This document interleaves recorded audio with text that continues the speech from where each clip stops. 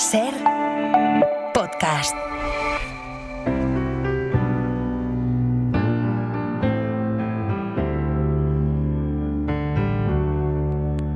Cuando no salga mi jeta en los diarios, ni los novios bailen ya noches de boda, cuando solo esté de moda si me caigo otra vez del escenario, La ventana de los libros. cuando no sepa la orquesta la canción que te escribí, cuando las casas de apuestas no den €1 por mí, cuando cierren las cantinas y el laurel de mi corona sea de espinas, Con Benjamín Prado. aún voy a guardar un último vals para ti. Hoy la gente de Cultura de la Ventana compite por el tiempo, por la duración de regreso a sus hogares. Sheila Blanco acaba de comentar que Lisboa-Madrid han sido 7 horas, 7 y pico, ¿no? ¿Ha dicho 7 y pico?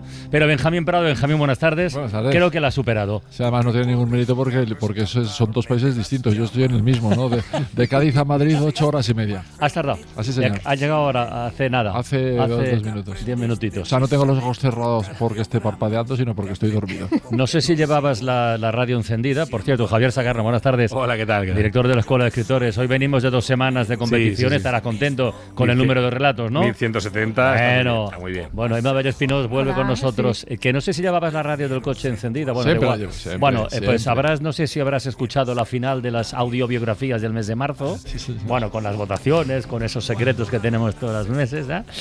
Bueno, han quedado algunas fuera que yo, fíjate, al abrir hoy la ventana de los libros quiero ponerlas en antena porque, joder, hay un montón de las historias de vida que nos envían los oyentes donde se subraya la importancia que tiene el mundo del libro en sus vidas. Son crónicas de 30 segundos, pero es que queda muy, muy claramente remarcado. Por ejemplo, en el caso de Amanda. Desde pequeña me costó expresarme. Mira. En el colegio me llamaban tartaja y solo a mí se me ocurrió estudiar periodismo. Enamorada de las palabras y de la comunicación, trabajaba en una revista donde hacía divertidas entrevistas a artistas de nuestra cultura. Dame un tema y te monto una historia, solía decir. Nunca fui lo suficientemente buena por motivos obvios, pero nunca he dejado de hacerlo. Ahora soy amachu e imploro a mis hijos que lean para vivir.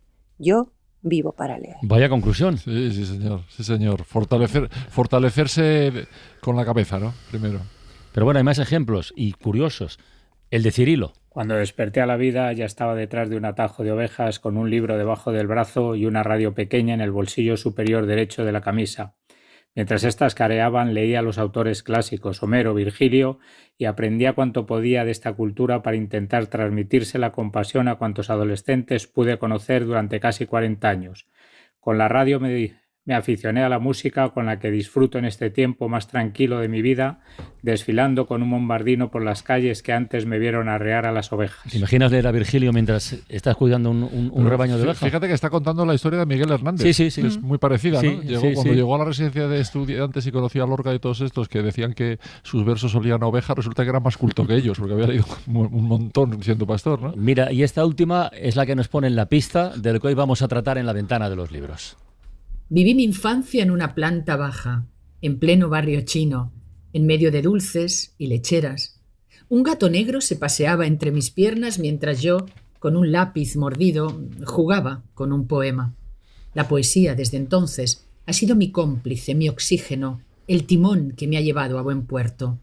Vuelo con una pluma y con el alma al cuello, y aunque me siento a veces como pez en la jaula, sigo escribiendo. Sigue escribiendo y además lo lee como un poema. Qué bonito es eso de como un pez en la jaula, ¿no? Es maravilloso. Bueno, el crítico literario Jordi Gracia decía hace unas semanas en Babelia, en El País, coincidiendo con el Día de la Poesía, decía: nadie ha dejado de leer poesía y, por supuesto, nadie ha dejado de escribirla, tampoco en el siglo XXI. A quienes siguen de cerca esta manía feliz, les parece, de hecho, que el género está vivísimo y animado como pocas veces. Bueno, pues para dar fe de ello, hablaba de 2 antologías recientes que constatan la vitalidad del género, es verdad, y vamos a hablar esta tarde con 3 de los poetas incluidos en una de esas antologías, titulada Un estallido, Antología de la Poesía Española 2000-2025, que acaba de publicar Cátedra, con edición de Raúl Molina Gil y Álvaro López Fernández. Antes de saludarles, Benjamín Prado, como poeta veterano, digamos, estás en otro rango de edad, en otra categoría. ¿Constatáis los veteranos la realidad de este estallido?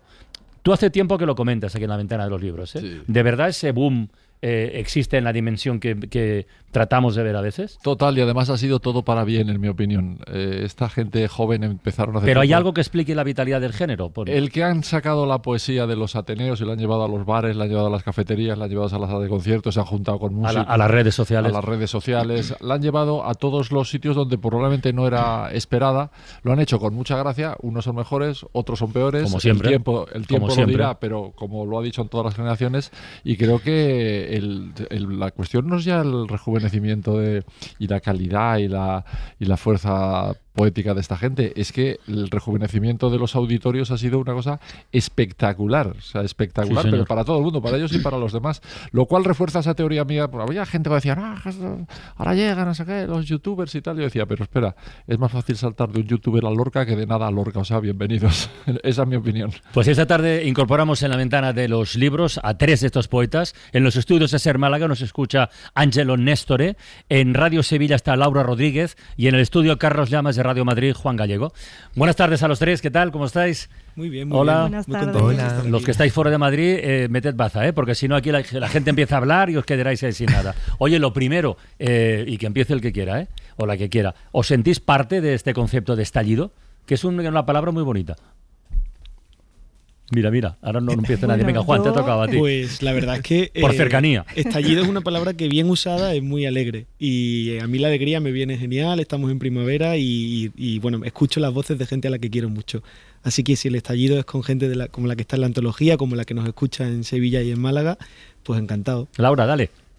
Yo me siento totalmente parte del estallido porque al final esto es la materialización, ¿no?, o la dinamitación, por decirlo de alguna forma, de algo que venimos constatando ya desde hace un tiempo a través de comunidades del libro, pero también físicas.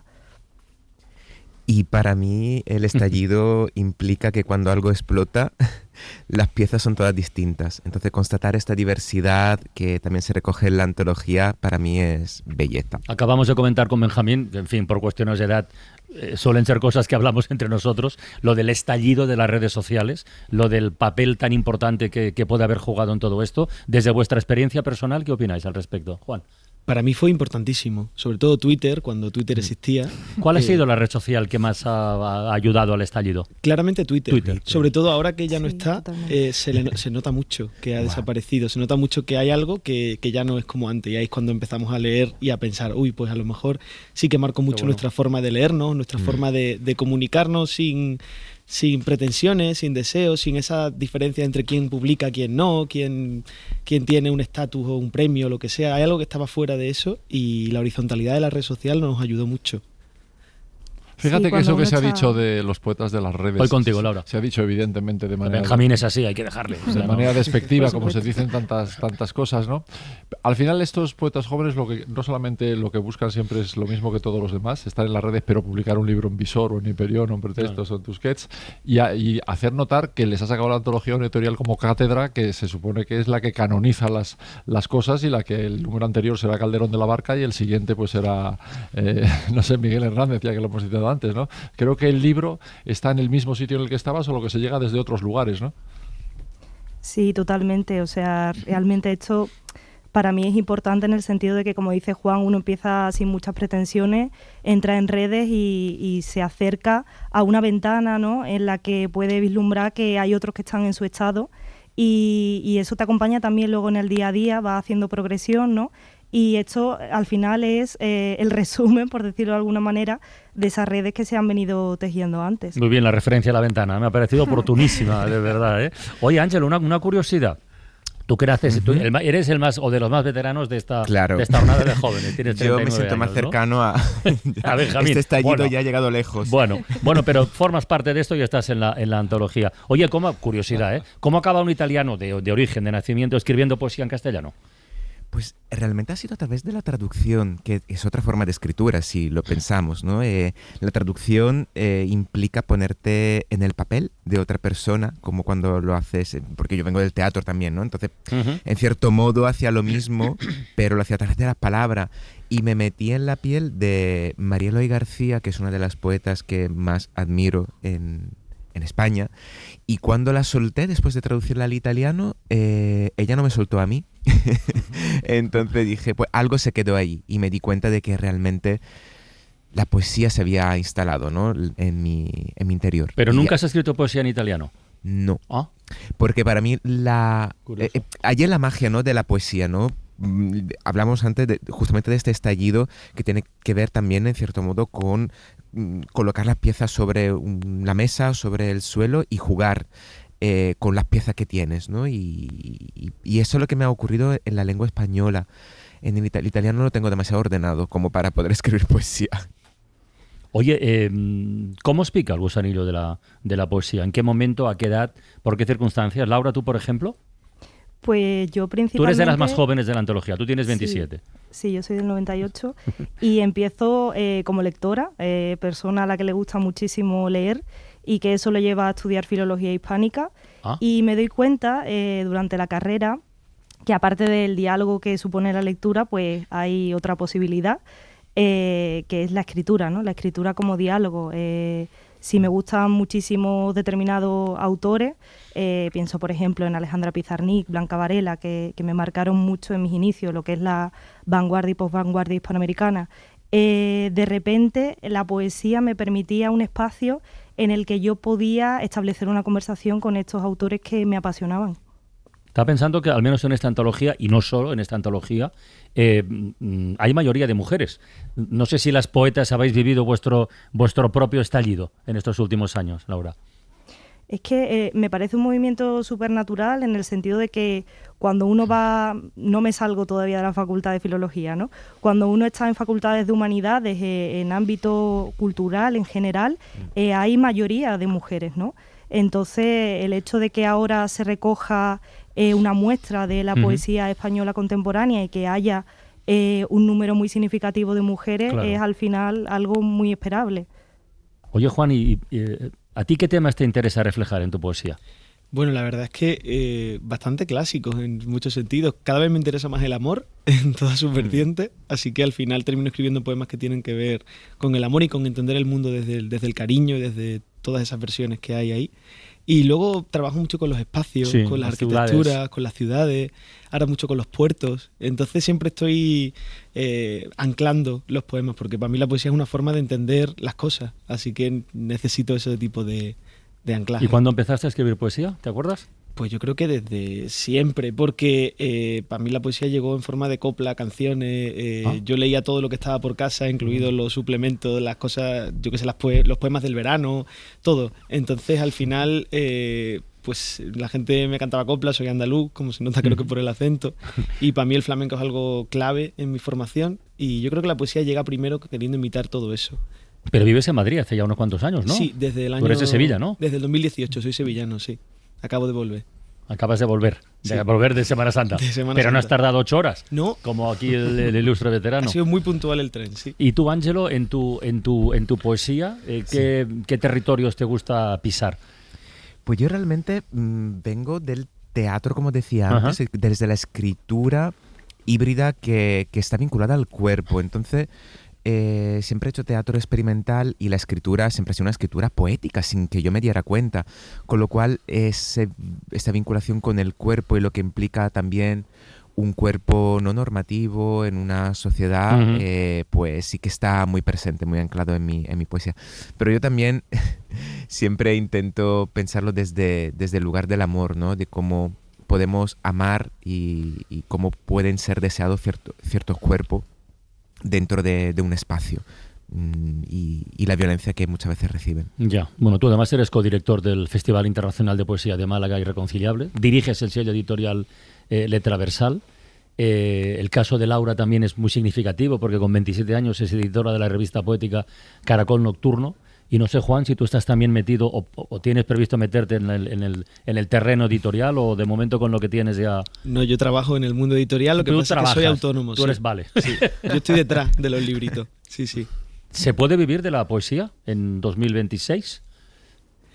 Yo insisto, o sea, yo persigo a la poesía, a la pobre, creo que de entrada me dará un portazo o me sacará de la ventana directamente, pero si yo creo que si lo pensamos de una forma más bastante amplia, porque si no nos podemos plantear, se puede vivir de la escritura, ¿no? En general. Sí, eso es más correcto decirlo así, efectivamente. Pero yo creo que hay muchos satélites que tienen que ver con la poesía, donde la poesía está en el centro, que sí que te permiten tener ciertas posibilidades, aunque sí que es complicado. Yo en mi caso, claro, me dedico también a la gestión cultural, tengo una editorial, entonces no podría vivir solo de mi... Yo te cambio la pregunta, ¿se puede vivir de la poesía? ¿Se puede vivir sin la poesía? Sí, eso está bien. Para mí no, es muy feo. Y eso creo que lo han demostrado las redes sociales, porque el éxito que han tenido en las redes desde el principio, los aforismos, los versos, los poemas, la cantidad de gente que de pronto recurría a un verso de otra persona para representar un estado anímico personal y demás, ha multiplicado mucho el valor de la poesía como algo a lo que uno puede recurrir para explicarse cosas que te cuenten historias no sobre el que las escribe, sino sobre el que la lee, que esa es la clave de la buena poesía, en mi opinión, ¿no? Y en esta antología se dice también, ¿no?, que esta vitalidad de la poesía no se vivía en nuestra literatura desde la generación del 27, ¿no? Que estamos ya a pocos meses de celebrar el centenario. No sé si vosotros os consideráis, o si este término os da un poco de rabia, de manía, una generación. Bueno, a mí las comparaciones estas, casi, bueno, entre lo marketingiano y lo útil con la generación del 27 me parecen que están graciosas, y yo soy muy fan del 27, por supuesto. Y bueno, generación, pues hay gente en la antología que para mí son mis referentes, entonces no sé si serían parte de mi generación, como Ángela Segovia o como María Salgado. María Salgado es pues mi referente principal y no considero que sea mi generación. Pero bueno, Laura, que está aquí escuchándonos, o Ángelo, que es mi editor, al fin y al cabo, pues es claro que están ahí, ¿no? Y son personas a las que quiero y a las que escucho, y yo creo que escribo a su lado en muchos sentidos. Y eso, pues si eso es segunda generación, pues claro que sí, de tantas otras personas que no están en la antología. Laura, dale. Yo creo que el término generación puede funcionar más que en un plano estético en sí, como algo sociológico, ¿no? Realmente hay unas preocupaciones que se repiten, pero porque se podrían repetir en cualquiera de las personas que conforman nuestra generación a nivel social, ¿no? Realmente cuando uno luego se para a mirar la forma en la que se materializan esas preocupaciones son muy diversas, ¿no? También ahí reside este intento que tiene la antología por funcionar más como una muestra que como una defensa de la generación, como un grupo cerrado, definido, homogéneo. A mí lo de poner etiquetas me da bastante pereza en general, y más en la cultura, pero bueno, como ahora hay generaciones de todo, es verdad que eso se aplica más al terreno del estudio sociológico, como para identificar estratos de edad y tal, pero a mí también me da un poquito de pereza. Pero es muy inteligente lo que está diciendo Laura, porque si piensas en la misma generación del 27, es igual, no tiene nada que ver la poesía de Cernuda con la de Alberti, o la de García Lorca con la de Aleixandre, o Gerardo Diego, no sé qué, pero venían del mismo sitio. Estos podemos decir que vienen de las nuevas culturas y demás, y aquellos venían de la residencia de estudiantes, de la institución libre de enseñanza, de las misiones pedagógicas, de toda aquella política que hizo la República encaminada a poner la cultura en el centro de la vida civil. De ahí venían, no de la casualidad. Tampoco es que nació Lorca en Granada y mira qué casualidad y Gerardo Diego Santander, sino que hubo una base sobre la que crecieron, como esta gente joven ha crecido sobre las bases de las tecnologías actuales y las posibilidades que hay hoy en día, que no había antes y que son fantásticas. Yo a veces le pregunto, ¿y Neruda habría sido otro poeta, Alberti, si hubiera habido Twitter? Pues seguramente sí. Seguramente sí, probablemente sí. No solo Alberti y Neruda, sino cualquiera, exacto, claro, es que Twitter lo cambió todo, bueno, en fin. Oye, una curiosidad, ¿sois capaces de leer poesía en silencio o tenéis que leerla forzosamente en voz alta? Pues cuando yo corrijo los poemas siempre en voz alta, siempre. Yo como lector siempre en voz alta. Siempre, y de hecho en silencio me entero a veces peor de las cosas. Yo soy muy gritón y me ayuda también. Pues no es periodista deportivo, entonces. Bueno. ¿Y tú, Ángelo? Bueno, yo he escrito una novela en voz alta, para que veáis. ¿Leche cruda? ¿La escribiste, sí. ¿La escribiste en voz alta? Sí, cada vez que tenía que revisar necesitaba leer en voz alta y es agotador, porque claro, lo bueno que tiene la poesía que al fin y al cabo trabaja con un espacio limitado, pero una novela entera, por eso es pequeña, ¿eh? Por eso son pocas páginas, porque sí, para mí hay una cuestión fundamental que como la palabra, especialmente la poesía, atraviesa el cuerpo, ¿no? Y desde el interior pasa al exterior, que es fundamental, o sea, que no puedo desligarla. Entonces, sí que soy... por un lado, y por otro lado, por ejemplo, yo no puedo escribir con música de fondo, es que no puedo. O sea, que ya para mí las palabras y la escritura implica un diálogo y ya hay mucho ruido, ¿no? O sea, que hay una música ya de fondo, entonces no puedo ponerle tampoco otra. ¿Qué te pasa, Benjamín? No, yo al contrario que Ángelo, yo tengo que escribir siempre con música, ¿Sí? con música de fondo. Si no oigo el resto de cosas. A mí me despistaría completamente, vamos. ¿Y tú, Laura? Pues teniendo en cuenta que todas las lenguas no tienen escritura, es decir, la escritura al final es una forma de artificiosidad, es muy útil, pero es artificial, lo natural es lo oral, ¿no? En ese sentido, pues yo hago mucho hincapié también en la relación entre los cuerpos y el lenguaje, como siempre necesitamos de la fisicidad para ser, para enunciar. Entonces, pues sí, me parece que el punto de mimo que necesita un poema se alcanza al final leyéndolo. Leyéndolo y escuchándolo. Y como lo mejor de hablar de poesía es escuchar poemas, es lo que vamos a hacer. Mira, empezamos con Si mi madre entendiera castellano y leyera mis poemas, de Ángelo Nestore. Si mi madre supiera que su hijo quiere ser madre, cogería el primer vuelo para España. Encogería las piernas, se amputaría los brazos, se partiría la columna, engullería una a una sus muelas y sus 60 años.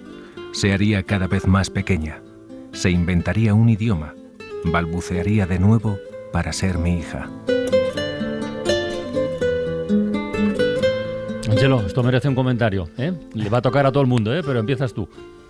Empiezo yo.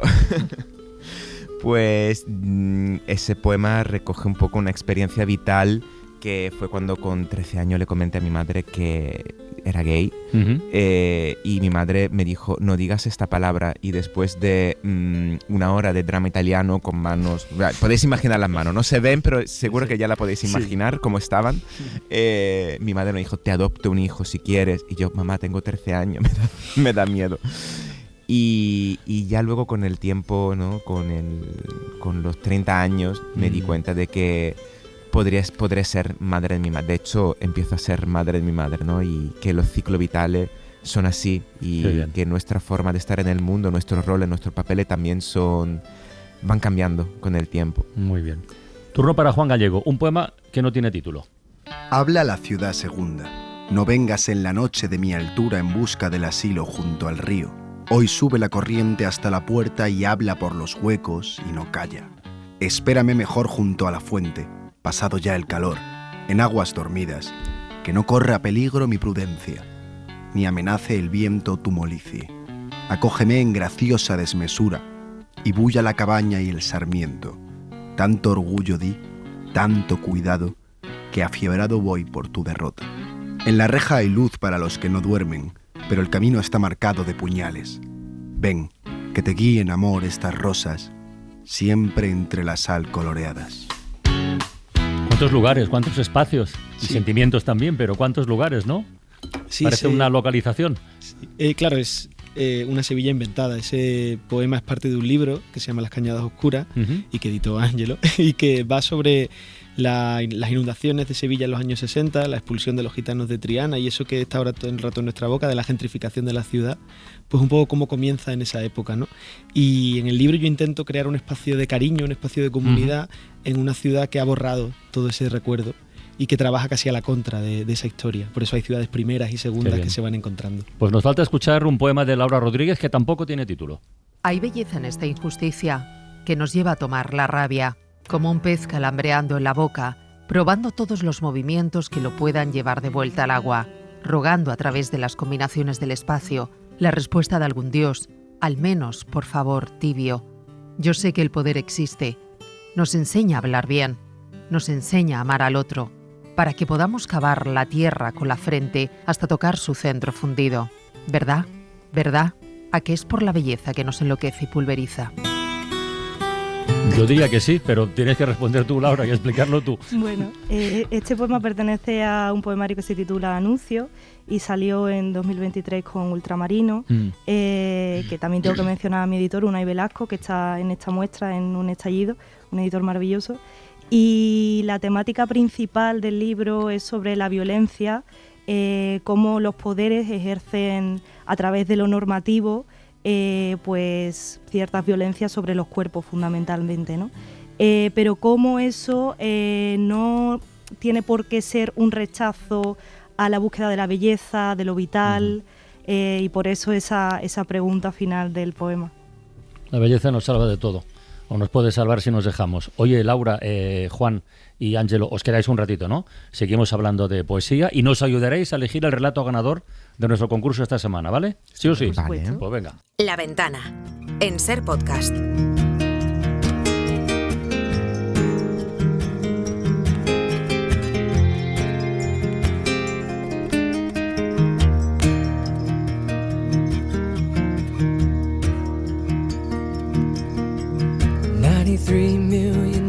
From the sun, people get ready, 'cause here it comes, it's a light, a beautiful light, over the horizon, into our eyes. Oh my, my, how beautiful. Oh my beautiful mother, she told me, son, in life you're gonna go far. If you do it right, you'll love where you are. Just know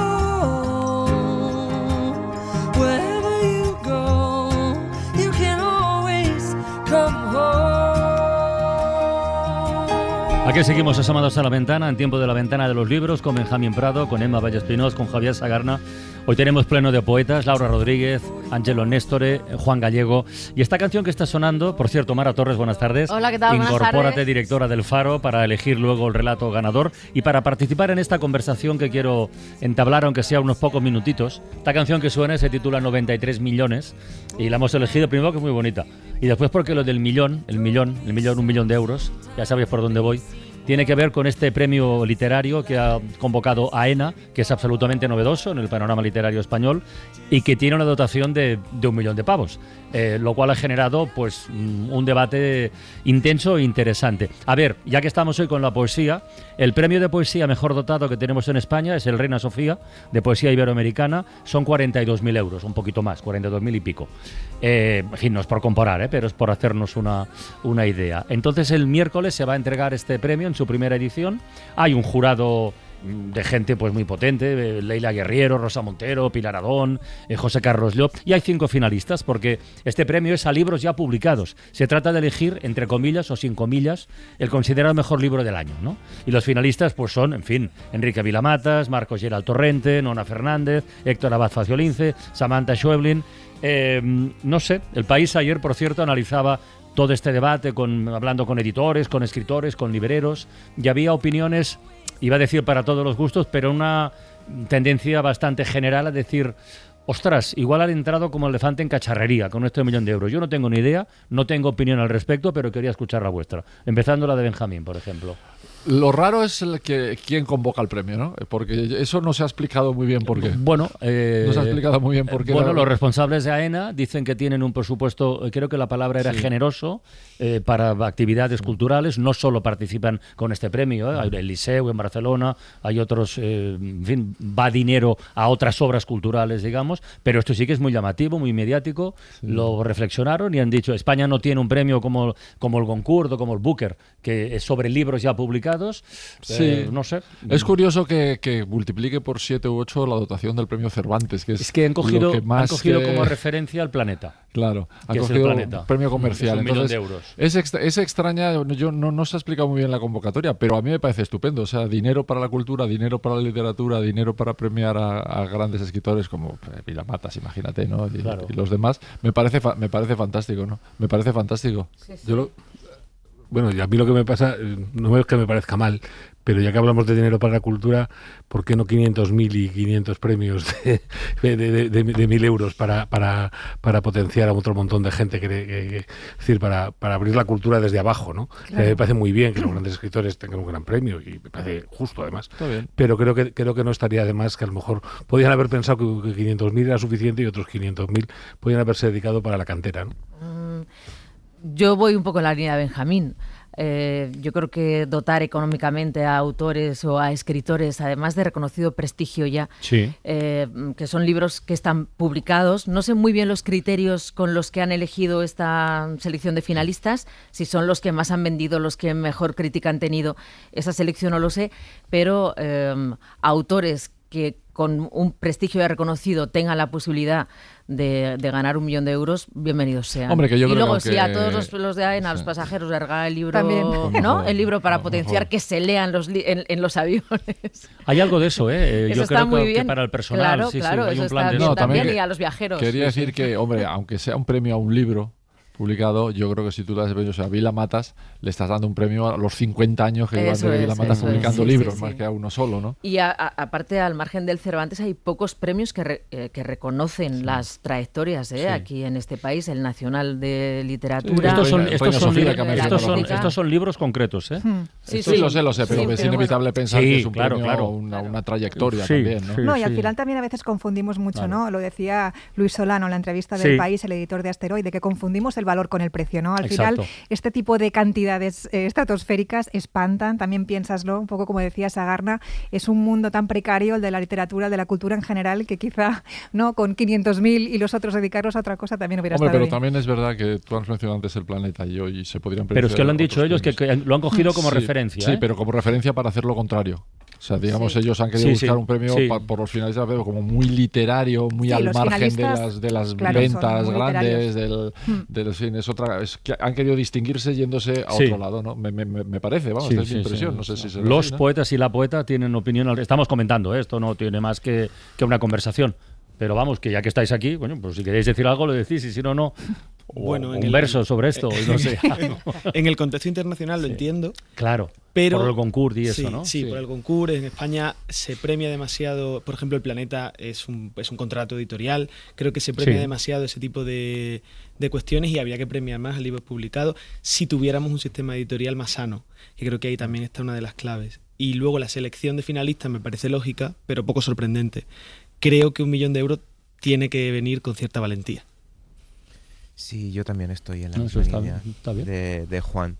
Estos son reconsagrados todos, digamos, ¿no? Sí, yo creo que quizá justamente en ese sentido debería haber ido un poco con la careta fuera, ¿no? Es decir, vamos a premiar la trayectoria. Creo que hubiera sido más honesto en ese sentido. Y es cierto que es verdad que el sistema editorial, como también editor independiente, pues es muy complejo, ¿no? Llevar una editorial pequeña de poesía, como puede ser también Ultramarinos, ¿no? Que hace una labor magnífica dentro del panorama no literario. Entonces sería bonito poder apoyar también estos proyectos más pequeñitos y estas voces, ¿no? Estas autores que sí que creo que merecen también eso. Bueno, ojalá tomen nota, ¿no? Los convocantes. Laura, perdona, que igual querías decir algo. Yo estoy en la misma línea que Juan y Ángelo, en el sentido de que creo que es importante premiar a libros ya publicados. Creo que también tenemos muy asentado en el panorama español la idea del premio como puerta para la publicación,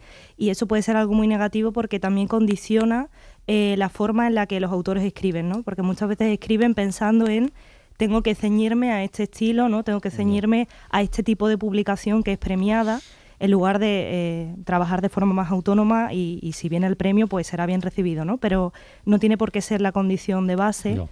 Y luego lo que decían ellos del tema de buscar también esas voces más independientes, ¿no? Que no queden en la periferia. Bueno, pues ya lo hemos comentado. Y ahora vamos nosotros nos tenemos un premio más modesto.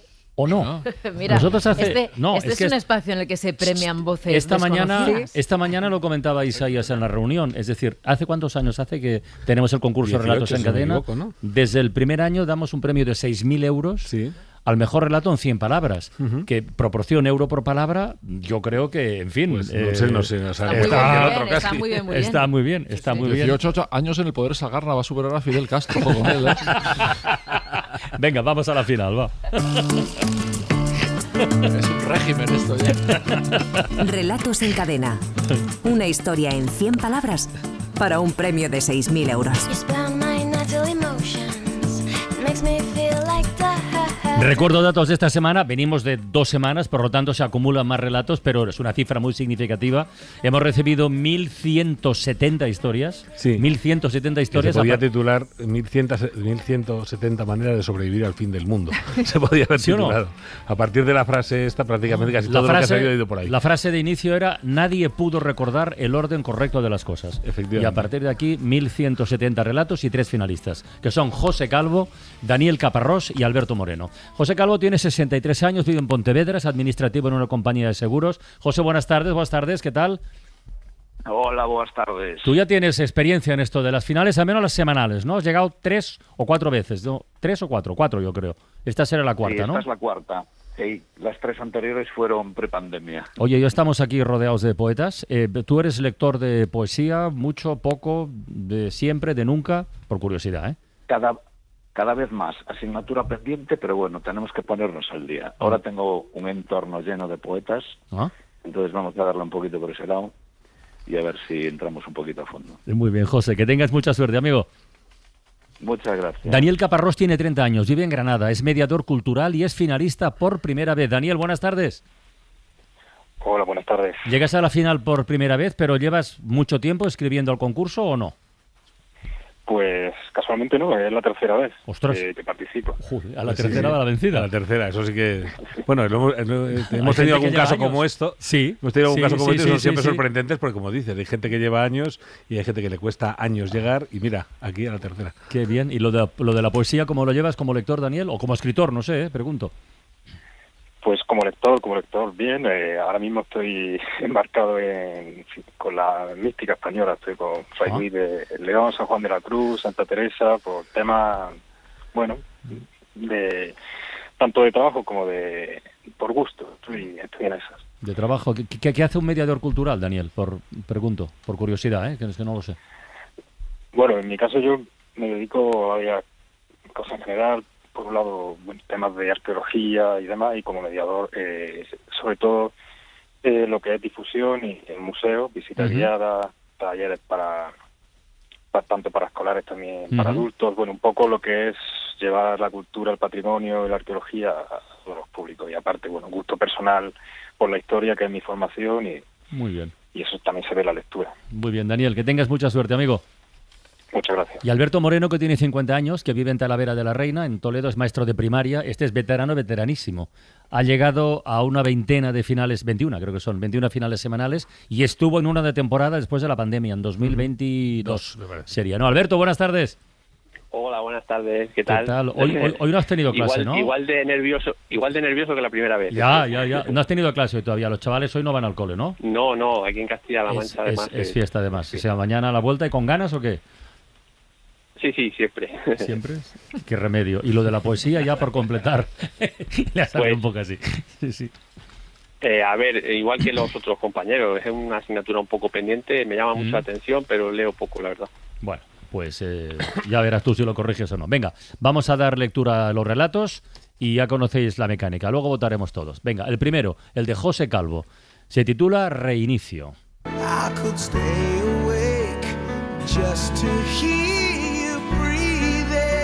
Nadie pudo recordar el orden correcto de las cosas. El meteorito lo había revuelto todo, hasta la memoria. Así que decidieron reorganizarse con coherencia. A partir de ahora el mando lo tomaba la abuela, que parecía la más cabal. Las labores de cocina y limpieza de la cueva para los chicos jóvenes, que estaban más ágiles. El cuidado de los niños para los hombres, que podrían cargar con su peso y defenderlos mejor si se precisara. Así, las mujeres podrían dedicar su sensibilidad al arte y su astucia a la caza. Seguro que así funcionaría todo bien, por lo menos hasta el próximo meteorito.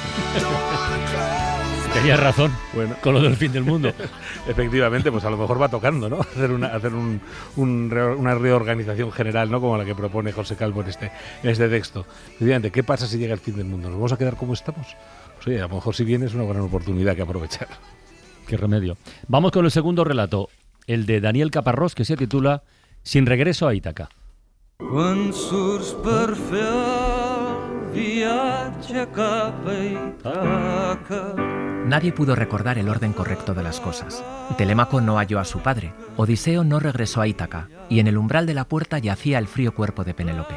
Ningún gigante recorrió de nuevo los yermos parajes manchegos, y la vieja espada, aún clavada en la piedra, se cubrió de herrumbre. En el horizonte, la presencia de los dioses se desvaneció. Solo se atisbaba la cadavérica marcha de aquellos que han sucumbido al olvido, desfilando sin rumbo hacia un abismo abrasador. El incendio de aquella biblioteca había cercenado de un solo golpe toda la memoria de un pueblo. Ostras, qué final. Sí, ¿verdad? Hay muchas formas, formas de un fin del mundo, ¿no? Sí, sí. Y uno de ellos es de repente el fin de la cultura, ¿no? De repente todas las historias que nos constituyen, que nos hacen, nos construyen, desaparecen, que somos ese día si eso ocurre, ¿no? Me parece magnífica el planteamiento que hace este relato. Está muy bien. Pues vamos con el tercero de Alberto Moreno, que lleva por título La fotosíntesis del plástico. Nadie pudo recordar el orden correcto de las cosas. Nos abdujeron, nos quitaron el humor, los árboles, la gravedad y se largaron. Después, cada cual intentó reiniciarse a su modo. Yo, por ejemplo, cuido plantas de plástico. Las riego, las abono, las mimo y estoy tan orgullosa que los domingos mis vecinas vienen con sus hijos a verlas. Sé lo que piensan, percibo sus murmullos mientras les explico las que dan flores y las que no, o cuáles prefieren sol y cuáles sombra. Intentan fingir, pero sus pupilas segregan esa neblina hipócrita. Luego, tras despedirse, cogen a sus hijos, los pliegan, los guardan en sus bolsos y se largan. ¿Era necesario? Yo creo que sí. Sorpresa, ¿no? Sorpresa. Sorpresa. Bueno, de verdad. Pero yo creo que sí, porque es un relato que nos ha hecho reír, que es muy gracioso, muy surrealista, pero en el fondo es tristísimo. Ya. ¿no? Porque no hay nada, no queda nada, no quedan más que plantas de plástico, hijos de plegar, no hay absolutamente nada, ¿no? Entonces, ¿cómo manejarse con la nada? Me parece un relato realmente brutal, que encima nos haya hecho reír, me parece. El concepto de hijos plegables es a explorar, ¿eh? Estaba pensando lo mismo que tú. Es un concepto a explorar. Bueno, venga, vamos a votar. Los finalistas ya han votado, pero van a desvelar ahora el sentido de su voto. José, ¿por quién has votado tú? Yo por Daniel. La figura esa del incendio y la biblioteca me parece muy poderoso. ¿Tú, Daniel, por quién has vototado? Yo he votado por la fotosíntesis del plástico. Del plástico. ¿Y el maestro, Alberto? Esa cuestión nihilista me interesa mucho. ¿Y tú, Alberto, por quién has votado? Pues va a haber empate de momento porque yo he votado con el reinicio. Muy bien, pues ya está. Tenemos triple empate con el voto depositado por los finalistas antes de saber nada. A ver, que tenemos 3 invitados hoy. Voy a empezar en Radio Sevilla con Laura Rodríguez. ¿Habéis hecho de jurado alguna vez, por cierto, de algún premio? Sí, Juan dice que sí. Sí, en alguno de poesía me ha tocado. Ángelo, ¿tú también? Sí, yo también. ¿Y Laura también ha sido jurado alguna vez? También. Pues ya está, entonces ya sabéis de qué va esto. Venga, Laura, tú primero.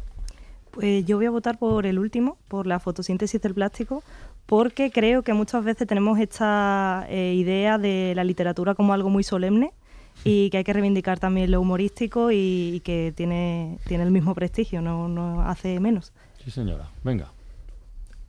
Ángelo. Yo estoy en la misma línea. ¿Sí? Que hacernos reír y a la vez hacernos pensar es algo mucho más complejo de lo que creemos. Juan, te toca a ti. Pues yo voy a votar por Reinicio, de José Calvo, porque creo que hay que darle mucha vuelta a las cosas y que hay que buscarle otros órdenes a las estructuras que tenemos. Es que están muy bien los 3 relatos, ¿eh? Se da una rabia tener que elegir. Sagarna, te toca a ti, venga. Pues yo con la fotosíntesis del plástico, me ha encantado. Benjamín. Pues igual, por los hijos plegables. Ya has visto que ese concepto te tiraba. Emma, te toca a ti. Yo por Daniel. ¿Y Mara? Yo por la fotosíntesis del plástico también. Pues Alberto Moreno, felicidades. Qué bien. Qué bien. Te acabas de colar en la final mensual. Y Daniel y José, oye, felicidades, que estaban muy bien los relatos, de verdad, ¿eh? Sí. Muchas gracias. Da mucha penita, pero bueno, hay que elegir uno. Sagarna, deberes para la próxima semana. Vamos a darle un poco de gracia en la frase final. Los pliegan, los guardan en sus bolsos y se largan. A ver cómo salimos de esto. Ay. Muy bien. Los pliegan, los guardan en sus bolsos y se largan. Tiene hasta el próximo jueves a las 12 de la mañana para enviar sus microrelatos a través de la página web de la Escuela de Escritores, escueladeescritores.com. No es sencilla la frase, ¿eh? En absoluto. Ni mucho menos, ¿eh? Es lo más fácil de poner y se largan, pero es que Era una sosería. No, era una sosería, así que ya puestos vamos a divertirnos. Muy bien.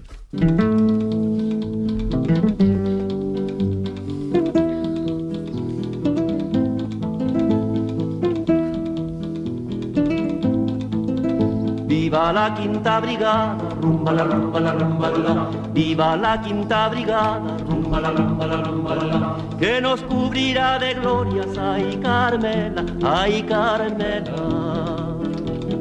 Que nos cubrirá de glorias, ay Carmela, ay Carmela.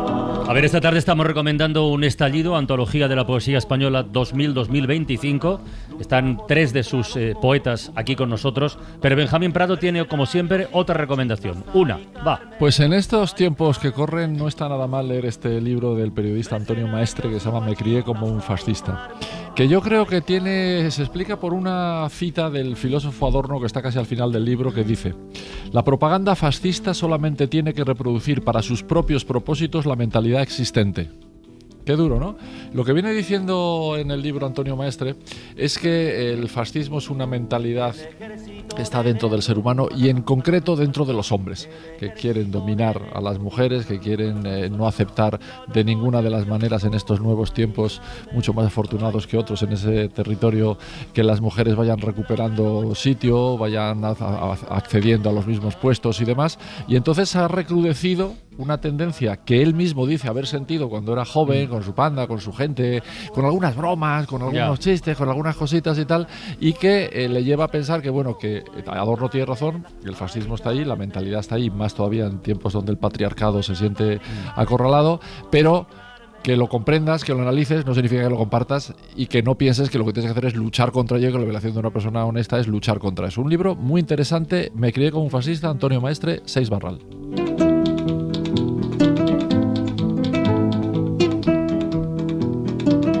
Y ahora encendemos la luz del faro.